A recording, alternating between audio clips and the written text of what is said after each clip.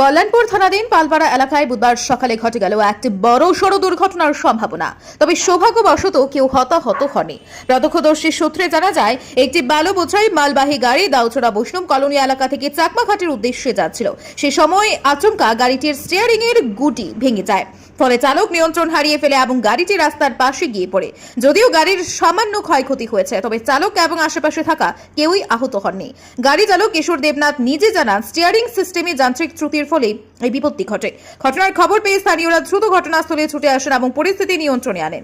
এই ধরনের ঘটনা থেকে শিক্ষা নিয়ে যানবাহন নিয়মিত পরীক্ষা নিরীক্ষার উপর গুরুত্ব দেওয়ার আহ্বান জানান স্থানীয়রা। টাইম গুডি ভেঙে গেছে। কোত্থেকে নিতে আসলেন বালু?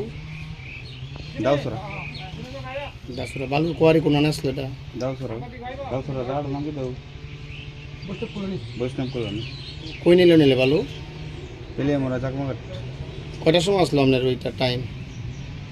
টাইম আসছিল 11:30 অবধি। কি নাম আপনার? কিশোর দেবনাথ। গাড়ি কার? গাড়ি আমার